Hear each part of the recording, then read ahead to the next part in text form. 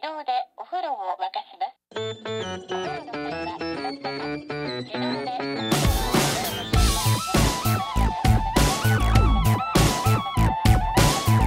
Hello and welcome to another episode of No Such Thing as a Fish, a weekly podcast.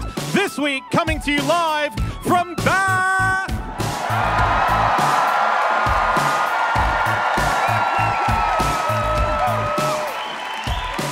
My name is Dan Schreiber. I am sitting here with Anna Toshinsky, Andrew Hunter-Murray, and James Harkin. And once again, we have gathered around the microphones with our 4 favorite facts from the last 7 days. And in no particular order, here we go. Starting with fact number 1, and that is Anna. My fact this week is that the reason you can no longer bathe in the Roman baths at Bath is because they contain brain-eating amoeba. Wow. So that like I was, I don't know, doing like a D-rate horror film or something. But yeah, it's true. There are amoeba in the bars that will eat your brain. I must say, Anna, since you told us this fact and we got to our travel lodge or Premier Inn or whatever it was today, I was thinking, can I drink the water in Bath? I know. Oh, yeah. Anna, We need to address it. I have a question about this, which is that Yes. I have drunk the waters of Bath, and I don't know exactly which ones I drunk. I imagine that... Just some random bath water. Actually, that's the problem with this fact. When you try and research it, if you Google bath water, Yes. all you get is someone called Belle Delphine, who is apparently an adult influencer who was selling her bath water for $30 a bottle. Oh, wow. Okay, well, you shouldn't be bathing in Bill Delphine's bathwater or Bath's bathwater, and it's not all the water in Bath, it's just directly from the spring. So this was discovered in the 70s. I hadn't realised that until 1978. You could bathe directly in the spring. You know, when you're in the baths in the museum, there's that bath. How many times can I say the word bath?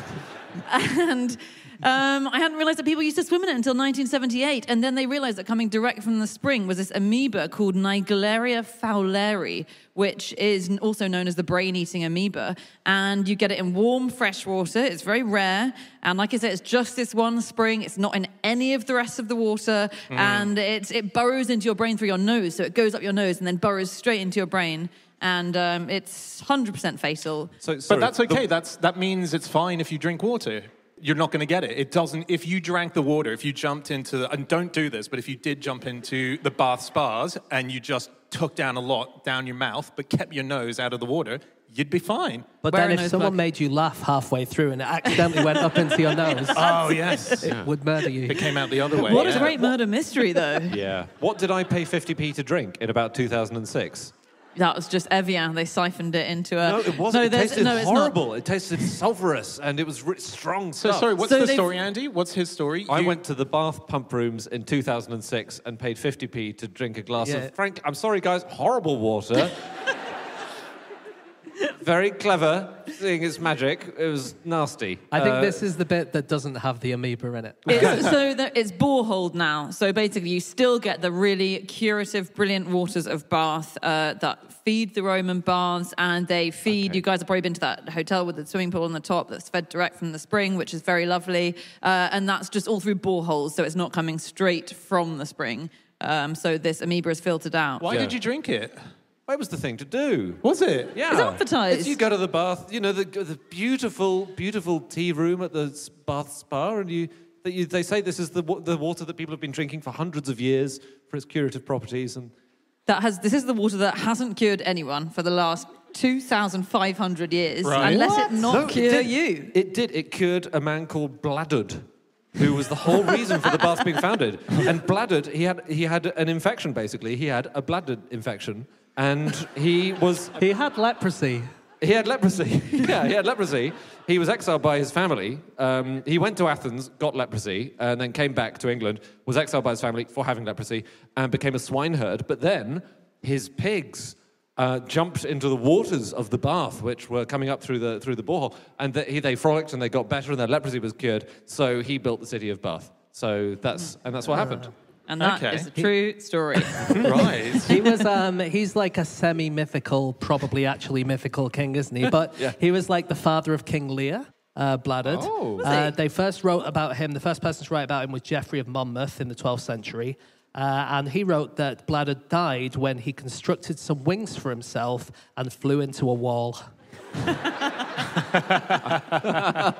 Nice one, mate. So good. What a waste. Because it sounds like the wings worked, but it was a directional issue that... It was his sat nav, Yeah. He was a necromancer, supposedly, and so he got the devil to make him wings and stuff like that. Wow. Yeah, Right. that's cool, eh? That's really cool. So just very quickly, because I think a lot of, we're in Bath, and so everyone here knows what we're talking about, but we do have a lot of overseas listeners, and I know it is famous, but these were Roman baths. These were built by the Romans, and they used to go in every single day. They used to swim.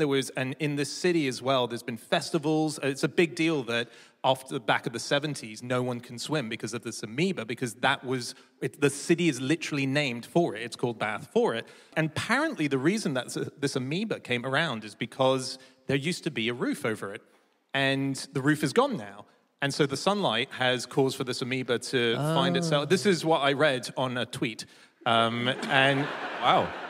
But it's from a Who tweet from tweeted it? someone who felt like they knew what they were talking about. There was a solid hashtag next to it, and Okay. it was a Wow. historian, but supposedly there was a big roof that was over it, and because So what did the that's roof gone, do? The roof... stop the sunlight, and the sunlight is what was attracting the amoeba. Wow, I because see. they say that sunlight is the best disinfectant, don't they? But except in this case, when it causes a fatal brain-eating amoeba.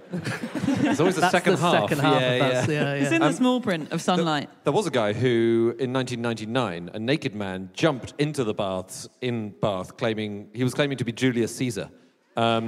He jumped into the baths and he refused to get out, and there was a big standoff because...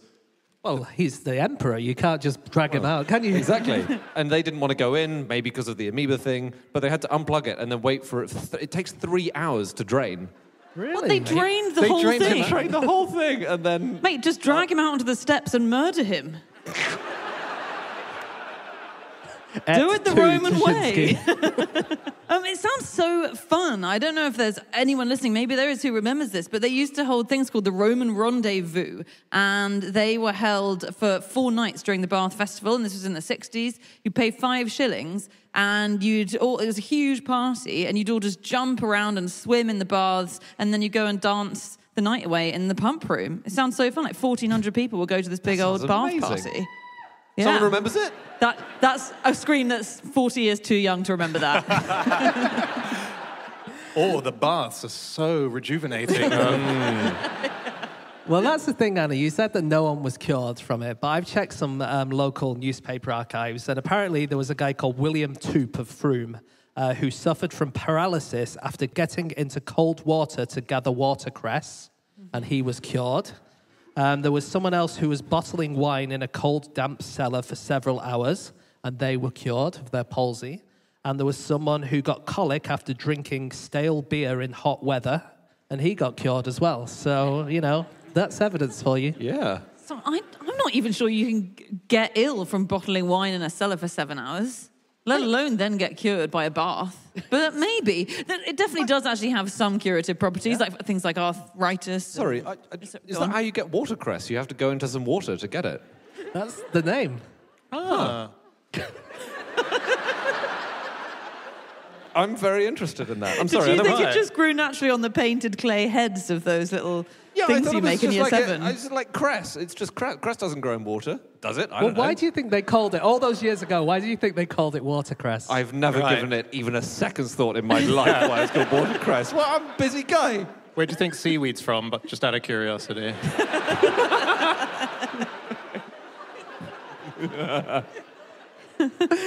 Okay. The baths used to be prescribed on the NHS until pretty recently. Really? No. Yeah. They actually had a deal. Bath did this bath. Buxton, which for overseas listeners is another big spa town in the UK, had deals with the NHS, contracts where people would get prescribed water treatments and you'd go in and be sent there for back and joint pain and stuff like that. And actually in World War II, there are really cool pictures if you look it up. I think it's after World War I. they decided that sitting soldiers, wounded soldiers in baths for long periods of time would help them recover more quickly. And you can see hospital rooms where instead of lying in beds, there are just lines of men who were submerged in baths, which they had to stay in for up to 42 hours. Oh, Wow. Imagine how wrinkly you go. Serious prunes. Yeah. So I'm sorry, Bath to mention a rival spa town, but Harrogate has a spa as well. Boo. And it's, I don't know, guys, it sounds pretty good. So some of the treatments that you'd have, these are from the 20s in Harrogate Spa.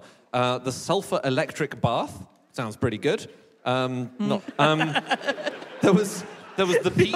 The old combining electricity with a bath. That's right. Oh, I don't feel quite right. Cure. Chuck another toaster in, will you? There was the Peat Bath, which used fresh peat from the Yorkshire moors, as in P-E-A-T. You know, peat that you put on the garden. Yeah. There was also... I didn't think you meant Pete eating. Someone called Peter gets thrown in. Hey guys, fresh peat. room for another? What about a bit of... But there was also electric peat, where they put you in a bath full of peat and just ran a current through the peat. Every patient got a fresh peat, okay, because you don't want to have someone else's peat. That would be disgusting. Imagine some peat that someone else has been in. Ugh. So they used 25 tons of peat a week. 25 tons! That's a lot of Pete. That's so much. Wow. Yeah. Do you think all the people who are called Pete together weigh more than the amount they used in a week? If it's 20 tons, yeah. Yeah. By quite a considerable amount. Okay. That's Yeah, amazing. probably the maths doesn't stack I've up. been to a rival spa as well. I've been to one in Budapest. Budapest has the most thermal spas in the whole of mainland Europe. Some more in Reykjavik, but in mainland Europe they have it. Unfortunately, when I went there, I'd left my swimming costume in the hotel. And so I thought, well, I'll just buy one when I get there. But they only rent them. So I had to rent a swimming costume in Budapest. Wow. But the good news is that the baths are very good for skin diseases. Right. So it just balances out, doesn't it, at the end? But can you request size, or is it like a school's lost property box when you forget your swimmers? I think they just looked at me and went, Pete! Get the extra large. Have you guys heard of the Bath curse tablets? Oh, No. Oh, this is very cool. This is a collection of 130 Roman-era curse tablets, and they were discovered in 1979, 1980. And the idea was if someone stole something from you in Bath, you could go to these tablets, which were connected to a goddess, and you could say, I want you to take over the investigation, goddess. And you can smite the person. So the idea was if they went to that, the person who stole the thing might return it because they were freaked out that, suddenly a goddess was on the case. It was a very low crime-solving rate back then, wasn't it? That was their method. But it's amazing cool. because there's one thing, and they're not too sure yet, but it's written in sort of, Latin is how they wrote on these tablets, but they're also written supposedly in British Celtic. And if it's the case that it is, and they still don't know, if it is the case that it is, it's the only example of British Celtic that we have that has survived on tablet form. Yeah, so historians are trying to work out whether or not that is the case. Because I know some of them are, and this is a really amazing discovery, which goes to show that Bath is the bitchiest place known to man. Because the only things that were found here when everyone excavated the Roman baths was all these tablets saying, I don't like so-and-so, they stole my hair clip, I want you to kill them. It was all such disproportionate stuff like Docimedes has lost 2 gloves. So this is Docimedes referring to himself in the third person, so already a bit of a dick. Docimedes has lost 2 gloves and asks that the thief responsible should lose their mind and eyes in the goddess's temple. Come on. That's disproportionate. It is. Docimedes. It's probably thought, no, after he died, everyone's going, no one will ever mention that guy again. Ever. Poor thing. We got to move on, guys, to our next fact. Oh, I've got one little adventure that someone had in a bath recently. Great. Okay. Yeah. Save your personal stories, Andy. This happened in 2017 in Texas. This is amazing. This has happened to a woman called Charlesetta Williams. She was in the bath. She's 75 years old, and a tornado hit her house, and it ripped the roof off the house, and then it ripped the bath out of its moorings And she was in there. She was in there. Wow. She was in the bath with her 40-year-old son at the time. And it was... Sorry, how old? How old? 40? 40. Well, they were sheltering from the tornado. They weren't...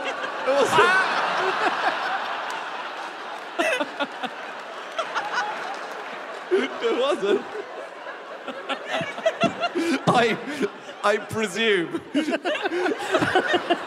Unless her son was called Pete, in which case, completely normal. When they land, the tornado ripped our clothes off. It must have. How did that happen? Come on. This is very upsetting. They were fine. He was tossed out of the bath by the... Okay, come on. The wind speed was about 130 miles an hour of the tornado. They didn't end up that far away from the house. It wasn't like they ended up miles away. They were in the garden at the end of it. And were they... Okay, does it have a happy ending?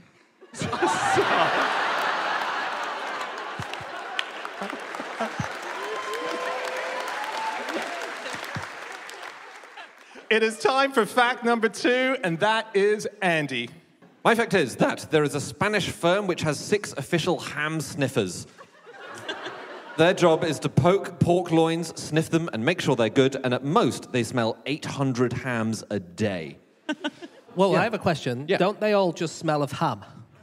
Well, that's... To you and me, they absolutely would. But to these amazing experts, so this, you may have seen this, did the rounds a bit online before Christmas, but it's such an incredible fact. It's this Spanish firm called Cinto Jotas, and it's a company that they sell hams, and they're 150 years old. They're a very ancient lineage firm. They produce very traditional Iberian ham from, pigs which have been fed on special acorns, this kind of thing. And they have trained workers whose specific job exclusively, it's not like they do this for a couple of hours a day, their job is to smell the hams to make sure they're good before they go on sale.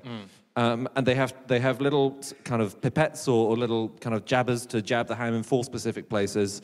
And then they have to smudge it over, right? It is the most amazing jobs. And some people will be qualified to sniff some types of ham, but not other types of ham. Yes. What? There's more than one type of ham? There is a guy who is really good, but he is not qualified to sniff a particular bit of ham. Wow. His father is.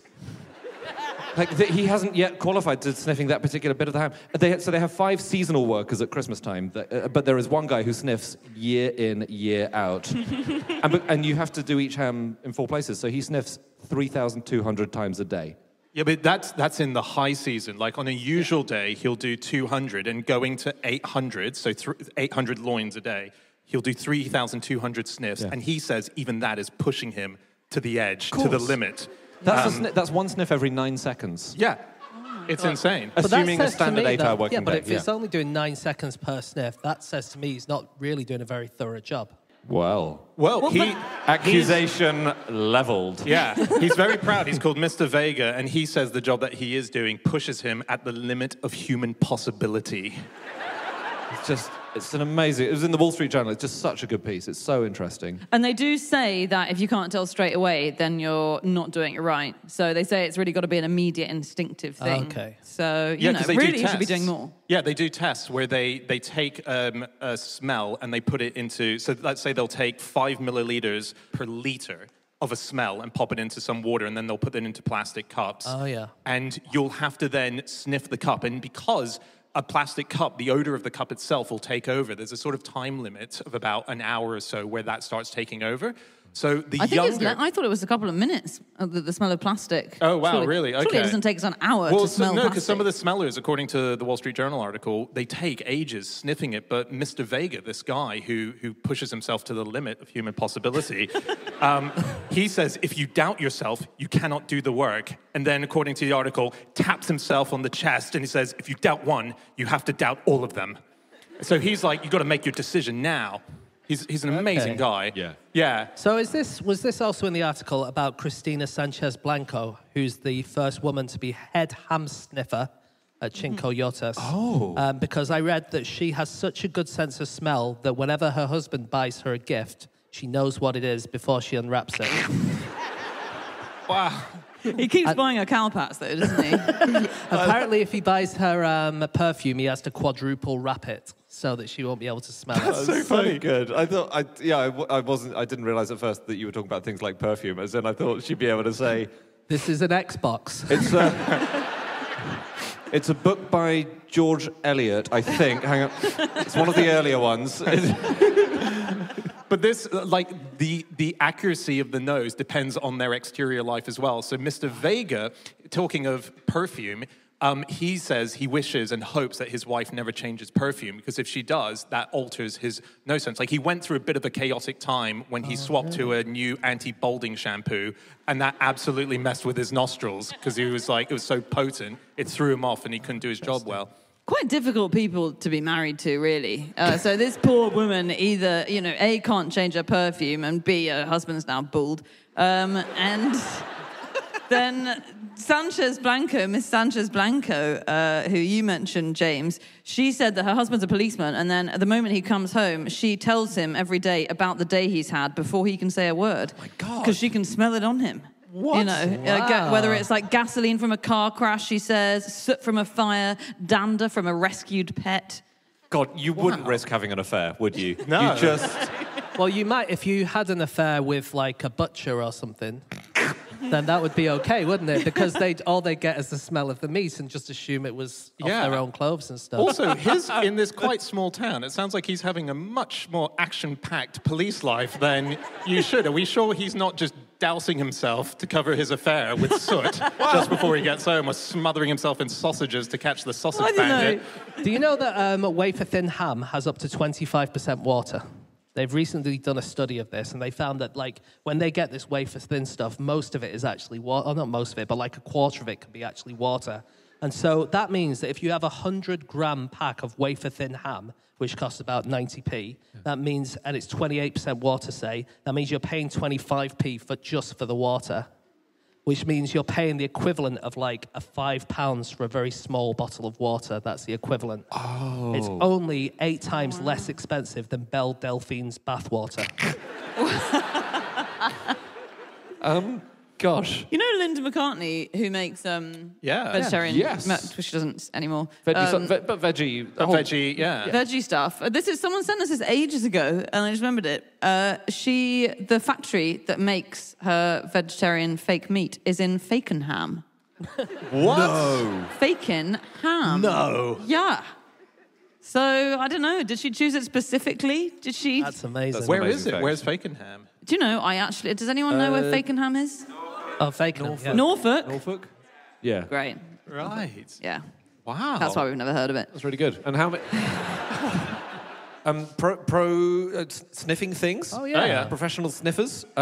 This is a thing, and there are lots of different kinds of professional sniffer all the way across the world. So there are people who sniff armpits for a living. There's a man called Barry Druitt who genuinely works for a firm called Princeton Consumer Research, and he's spent 20 years smelling armpits. You haven't explained why.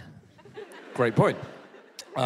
Cosmetics companies send this firm, Princeton Consumer Research, all their products which have different active ingredients. So he smells armpits of volunteers, rates how smelly they are, and then they use the deodorant or whatever it is, and he will rate how well it manages to mask really? it. So a firm might have 6 different kinds of potential new deodorant, and he will, assess which one is best. But he doesn't like smelling armpits, he said. He says he thinks they're disgusting. Well, a job's a job, isn't it? The job's a He job. should have said it in the interview, shouldn't he? When they said in the interview, do you like smelling armpits? He should have gone, no, I don't actually. But if you liked it, that would actually be bad, because you wouldn't want a deodorant to mask the smell of an armpit. That's a good point. So, It needs someone who hates the work. Yeah. But he doesn't do it. He doesn't have to do it nose to pit, as it were. He has these smell cones that he sniffs through. You get specific smell cones, which are for sampling smells. And you put the pad under your armpit, don't you? I think. No. People donate. He goes into the pit. He goes into the pit. But he has got a cone, kind of cordon sanitaire of little paper cone. Right. I see. Because sometimes they do it with an armpit pad, I think, maybe if they've got a bit of extra budget. And there's a company called Kavin Care, which is an Indian cosmetics company. And they say they have a real problem with women's deodorant, as in they have a shortage of volunteers to donate sweat because women, and particularly in India, women, it's a bit taboo to donate your sweat to be smelled. I actually thought that was sort of taboo worldwide, but apparently particularly in India. In lighter news, there was a great story today, which Andy showed me, which a dog that was lost in the forest was taken out of the forest, rescued, because a drone held off a string a sausage for it to sniff and chase. And I think it must have been its sense of smell that was helping guide it, not just the visual. Obviously, it was its sense of smell. Well, you can see a sausage. You can see a sausage in the air. They held the barbecue on the beach to lure the dog towards a particular bit of the marshland to keep it safe. So it was definitely a sense of smell thing. Hang on, I thought you said they were hanging a sausage from a drone. They did a lot of things to find this dog. Yeah. How special a dog was this? It's a very loved dog. The Queen's dog? It wasn't the Queen's dog. It was, yeah, but it was... Speaking of dogs, actually, they have, obviously you have sniffer dogs in airports quite often. And there was a report in 2015 of the sniffer dogs at Manchester Airport. And apparently, in the previous 12 months, they had failed to spot a single person carrying heroin or cocaine over the border. But they had found 181 kilograms of illegal meat. Wow. Small amounts of cheese. But no drugs. That's so good. There's a Dustin Hoffman quote that I always think about, which is to do with dogs as well. And it's attributed to him, and I really hope he said it. But the line goes, if a lot of dogs are on the beach, the first thing they do is smell each other's ass. The information that's gotten somehow makes pacifists out of them all. I've thought, if only we smelt each other's asses, there wouldn't be any war. And I don't know why, but I think about that all the time. I actually think that is not one of Dustin's best. No? It's not up there with the "you trying to seduce me, Mrs. Robinson." Yes, you are. That's a cut scene from the movie. Dustin, stop sniffing her, please. Okay, it is time for fact number 3, and that is James. Okay, my fact this week is that until it was identified by an art dealer in 1975, Donatello's bronze, the Madonna and Child, was being used as an ashtray and a tiddlywink bowl. So yeah, this was Donatello, one of maybe the greatest sculpture of the early Renaissance, and he made this kind of bronze roundel. And these days, it's like one of the best things you can see in the V&A, one of the most expensive things. But we think, basically, it was given to this family, and then it was taken by a guy called Lord Moulton when he was on the Grand Tour. He bought it, he brought it back, and then generations and generations and generations of people in his family just kind of saw it as a little bowl. It's like a candy bowl. It's quite small. You might not know it was from Donatello if you didn't know. But then one day they brought it to the V&A on like what they call an options day. It's a bit like Antiques Roadshow where you say, how much is this worth? And they went, oh yeah, it looks like a Tiddlywinks bowl. And then a few years later, the head of the V&A was seeing this person and said, you know what, that's a Donatello. And they brought it back and it's completely priceless. But they were just using it to play Tiddlywinks. So funny. That's it's so weird that you say it looked like a sweet bowl. Yeah. Because it sort of was. It was a thing called a desco da parto when Donatello made it, which is called a birth tray. And it's a tray that you fill up with sweets and you bring to a mother when she's just given birth. Oh. Really? And it's Because a birth tray sounds like a tray you would give birth on, and if someone showed you that tiny little thing, you'd think... No, but actually, I just thought we could talk about Tiddlywinks. What do you think? Yeah. In all the different countries, got lots of different names. In France, it's called the game of the flea. In Croatian, it's called jumping flea. In Danish, it's called the flea game. In Dutch, it's called the flea game. In Russia, it's called the game of fleas. In Spanish, it's called the game of the flea. In Ukraine, it's called game of fleas. And we call it Tiddlywinks. And it appears that we got the word Tiddlywinks from an unlicensed alcohol shop. Really? Yeah. What do you mean? As in, the word Tiddlywink used to mean a place where you could get beer, but it wasn't licensed. And then we kind of stole that name and used it as a game instead. Should we say what Tiddlywinks is? Sorry, for the benefit of any listeners who are not familiar with Tiddlywinks. Okay. Yeah. It's a little game where you have plastic counters and you have to sort of flip the plastic counters using other plastic counters into a bowl. And you shoot a wink, and you have a special plastic which you shoot with, which is called a shooter, but it's also known as a squidger. You shoot your wink, and if you get it in the target, great, but you might fail to do that, but cover an opponent's wink, which is good, and if you've done that, you've squapped their wink, and they then can't wink anymore with that. Well, wink. this all sounds very clear. Yeah. I'm glad you cleared this up, Andy. It's full of a lot of really silly. But actually, that thing where if you tiddle your wink onto someone else's wink, Yeah. and they're not allowed to tiddle that wink, that used to be really, really looked down upon, and that was really bad form if you did that. Now it's part of the game, but it used to be, if you did that in the Wild West, you'd get shot. I'd love to walk into the salute bar where there's a poker game at one table, blackjack at another one, and then the tiddlywink corner. And everyone's dead. You know, you can also perform a boondock. And a boondock is when you free a squapped wink by sending it all the way away. So that's a boondock. And But how do you send it? So that's a squapped wink is a wink that's covered by another wink. Yeah, How do you free it? You free it how do you free it? by Yeah. using your wink to fire at your squapped wink, and you knock the squap away, so you free your wink. However, there's another move then, which is a simultaneous boondock and squap, whereby you boondock someone, so your wink has been squapped, but you boondock it free. You boondock it free, but then your wink lands on top. You squap someone else You in the squap middle someone of else in the boondocking middle. your Yes. wink. Yes. Fuck. And that, for some inexplicable reason, is called the John Lennon Memorial Shot.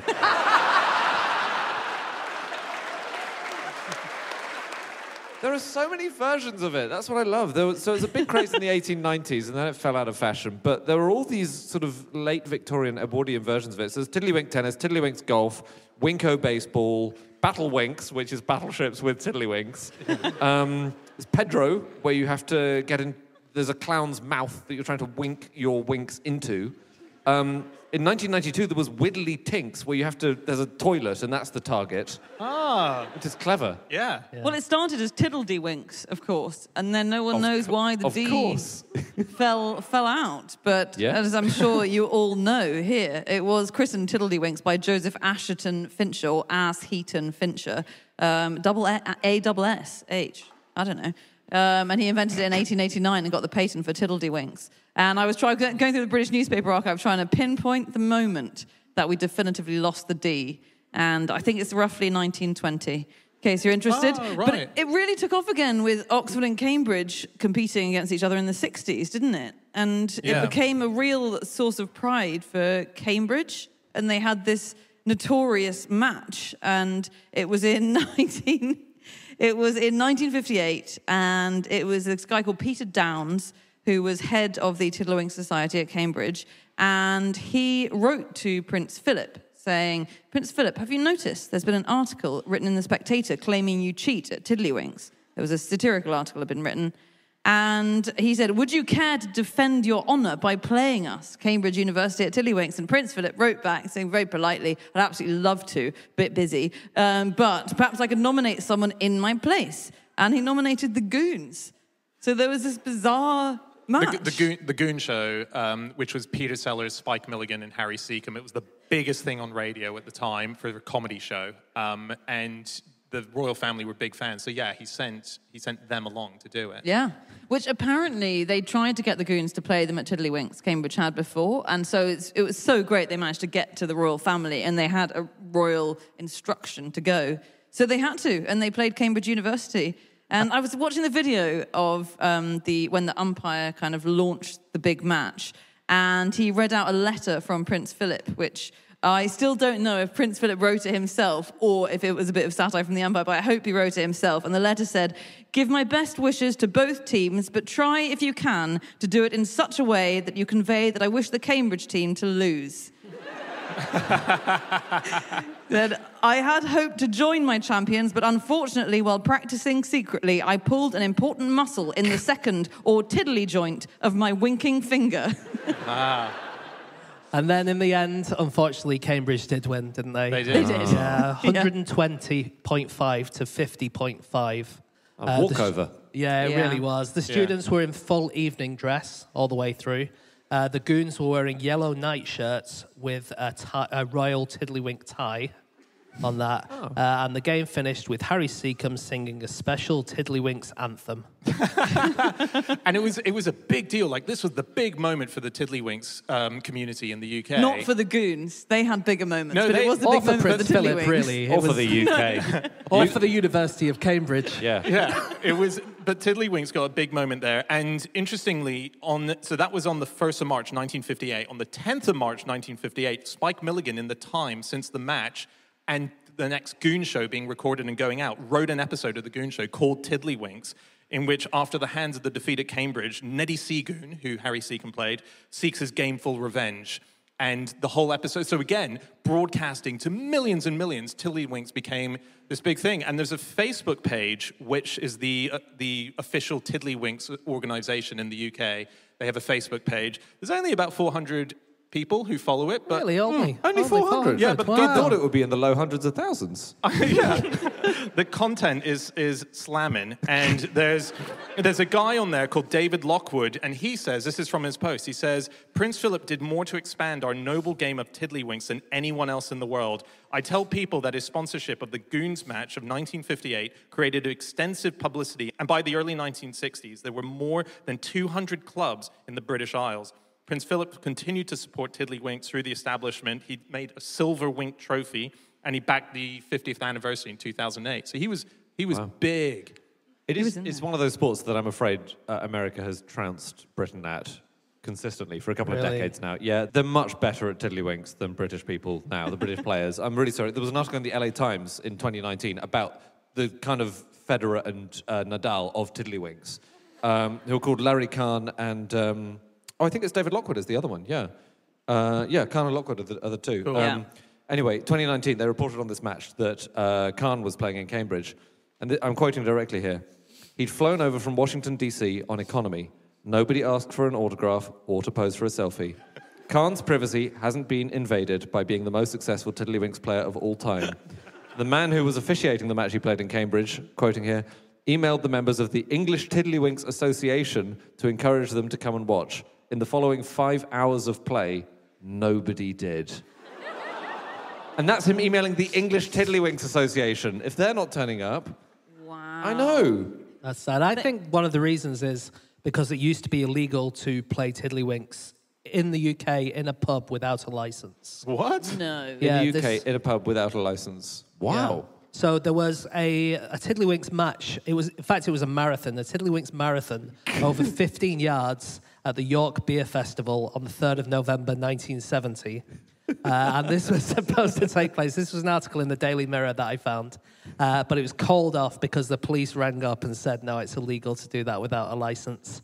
Was this a gambling thing, or is it dangerous? It was Gets for in your eye? money. It was for charity they were doing it. And they said there's certain games that you're allowed to do in pubs if there's money involved. And Tiddlywinks wasn't on that list.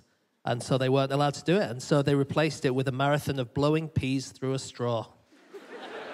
Hang on, and that was on the list of things you're allowed to do for money. That wasn't counted as a sport. I see. There is a genuine crisis in the world of Tiddlywinks happening now, and it's that there is a massive wink shortage. And it's a problem because most of the winks that are being used these days were made a long time ago. There are not firms making Tiddlywinks these days. Right. So even the Cambridge match I just mentioned from 2019, they were using 1980s winks. No. Yeah. Really? And What were we using with Tiddlywinks? My winks weren't from the 1980s when I was using them. The supplier has gone bust, so this is a problem. And there are hopes that 3D printing will save the day. Right. Which would be Fingers crossed. amazing, yeah. Well, I don't know if it is as young and vibrant as one might want it to be, because if you look at the list of Tiddlywinks champions, I think you mentioned Lockwood and Kahn. Yep. I would say they are more the Djokovic Nadal, and the Nadal Federer are Kahn and Patrick Barry. The So British... who's the guy who doesn't like vaccines? Look, they're all very well vaccinated, and it's social distance matches, and I have no idea. But basically, Patrick Barry is a British chemical engineering lecturer at Cambridge, and he has been playing Larry Kahn on and off since they first met in 1995. Right. So that's a good 26 years. Even in 1995, Kahn had been going for 15 years. So he's basically been going for 40 years, this guy. They need fresh blood, I think, in the Tiddlywinks game. Yeah, maybe. Patrick Barry is sponsored by a type of whiskey, isn't he? Yeah, basically the whiskey company have decided that they don't want to sponsor Cristiano Ronaldo or Federer or Nadal or anyone like that. They want a real person who is passionate about their sport. And so they found Patrick Barry, who is the world's singles champion at Tiddlywinks. Is it possible they looked at the cost of getting Federer to sponsor the whiskey? If you look at this 24-year-old whiskey from Cameron Bridge Grain Distillery, it has a picture of the Tiddlywinks champion on the label. Amazing. Awesome. Apparently it has waves of vanilla, peppery spiciness, and the taste of pencil shavings. I think it's really exciting that this exists, and I think there should be, because when you read the Facebook page, and if you ever get a chance, I encourage everyone listening to go and check out Newswink, the newsletter by the official Tiddlywinks. Have you read Winking World? That's another one. No, I haven't even gone near Winking World is another very good one. Right. They recently ran a 12-page biography of Alan Dean. No. How did they confine that to 12 pages? I know. Winking World 101 said, most of your comments on WW100 were broadly the same. This is all very well, but why isn't there a 12-page biography of Alan Dean? Well, dear reader, I aim to please. And there was a 12-page biography of Alan Dean. It is time for our final fact of the show, and that is my fact. My fact this week is that there is such a thing as bendy rocks. But this is, it sounds bullshit, but it's true. There are genuine bendy rocks in the world. So there is a sandstone, it's called Itacomite, and it's not found in many places in the world. You get it in Brazil, you get it in North Carolina, you get it in Georgia, there's a town in India, you get it. I'm sure it's other places, but they've only been found in sparse areas around the world. And this is a rock where basically, you should watch videos online, it wobbles when it's held on either side in a way that rocks don't. And it's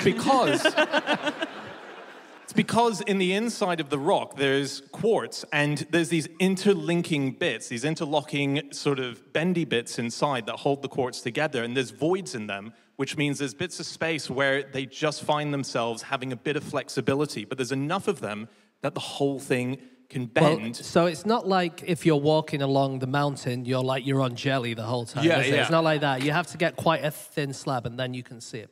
Yeah, exactly. Yeah, and it's if there was one thing we were certain of in life is that rocks don't bend. So I was fascinated to learn that they actually do. And actually, interestingly, it turns out all rocks bend. They just don't do it as quickly as old Bendy Mate over here. What they do is, if you see, and you can see rocks all over through like even on the side of cliffs where you notice that they have this kind of bend in them. Over many millions exactly, of but years. over millions of years, if there's a pressure on the side of a rock, it will slowly bend to the pressure. Yes, it takes thousands, if not millions of years, but if you've got the time, you can bend any rock. Yeah.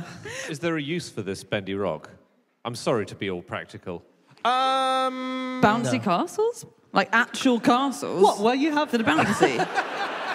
Awesome.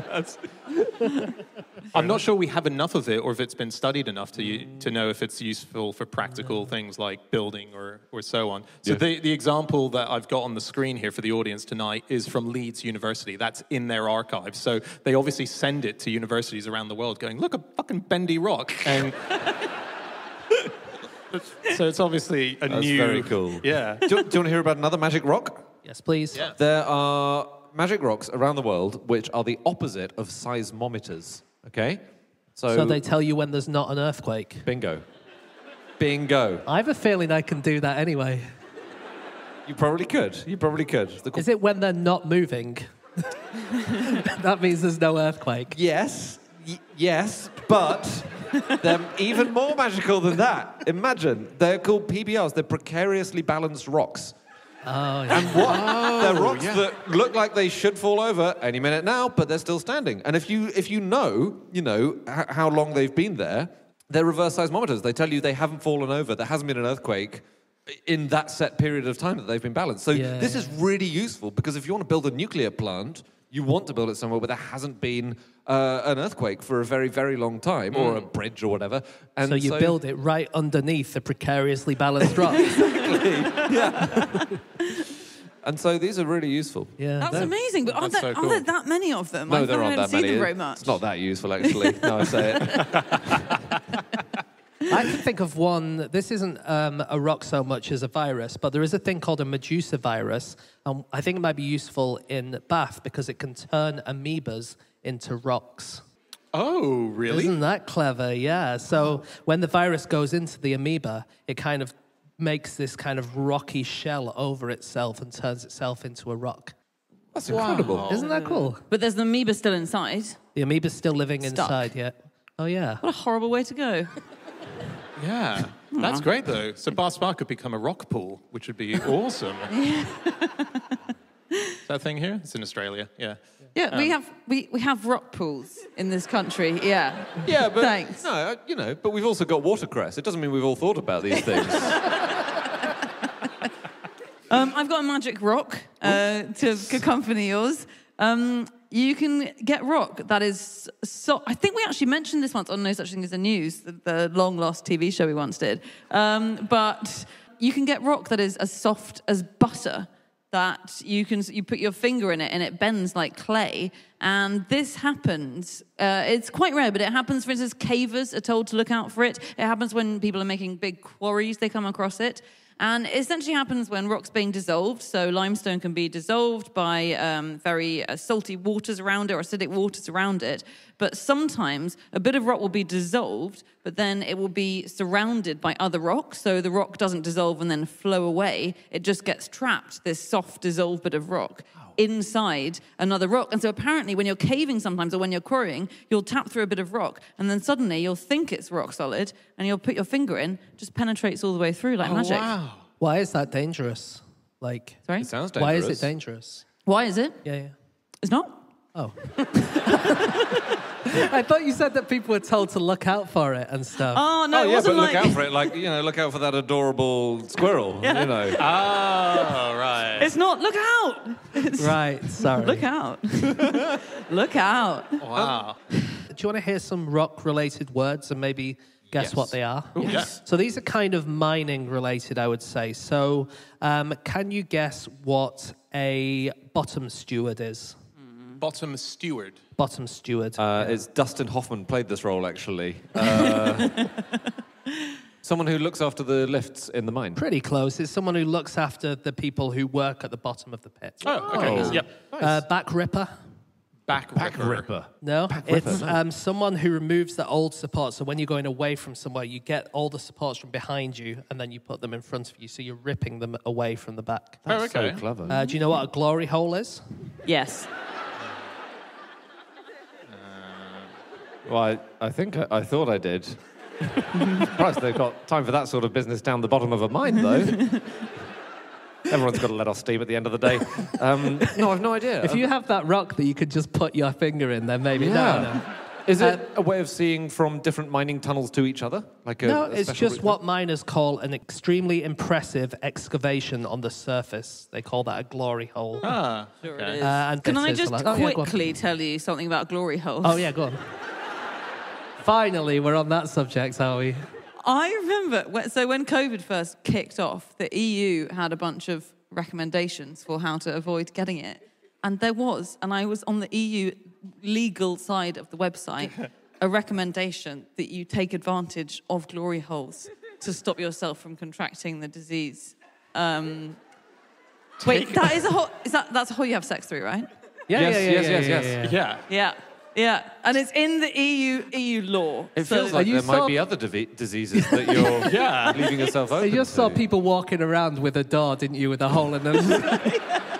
I know that the oldest glory... We're just on glory hole facts now, but the oldest I've glory done this. hole in Australia is in a museum, I think, in Perth. And there was a big argument about whether this should be allowed to be in a museum because, it's a glory hole. But they were saying, well, it's a really important part of the LGBTQ community in Perth and in Western Australia. How old is how it? old is it? Is it like cavemen or... And is it an interactive exhibit or? Have you seen, Dan, have you seen those things at the seaside where you put your head through and you get photographed? It's like that.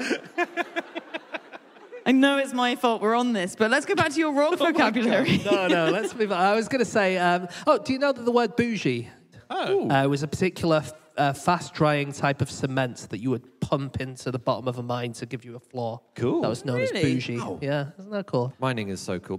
Some mines are so deep that the lifts can't go all the way down because the lift cable is so heavy that you have to stop because the lift would snap under the weight of the cable. Yeah. So you have to go down to a certain level, then get into a new lift and go all the way down to the bottom. Wow. The technology that they have is just crazy. So that's taller, like it goes deeper than the Burj Al Khalifa, for example. Well, no, I think they have to have more than one lift as well. Oh, Yeah. there's more than Yeah, one yeah, lift yeah. there, right? Yeah, Okay, same issue with skyscrapers. Oh, wow.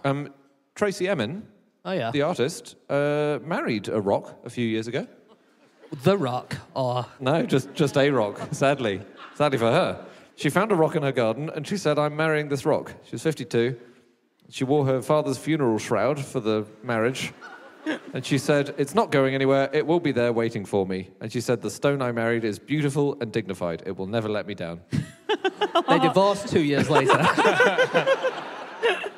Do you know what's mad about that? Is that I'm pretty sure I was reading an interview with Tracy Emin recently and her mum wanted to call her Pebble. I'm fairly certain that's right. Really? And her mum really wanted to call her Pebble, and I think the doctors at the hospital said, we can't let you call your daughter Pebble. Because you'll be fucked up if you do.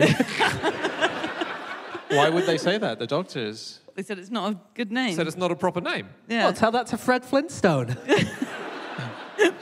Okay, that is it. That is all of our facts. Thank you so much for listening. If you would like to get in contact with any of us about the things that we've said over the course of this podcast, we can all be found on our Twitter accounts. I'm on @Schreiberland. Andy. @AndrewHunterM. James. James Harkin. And Anna. You can email podcast@qi.com. Yep, or you can go to our group account, which is @NoSuchThing, or our website, nosuchthingasafish.com. All of our previous episodes are up there. Do check them out.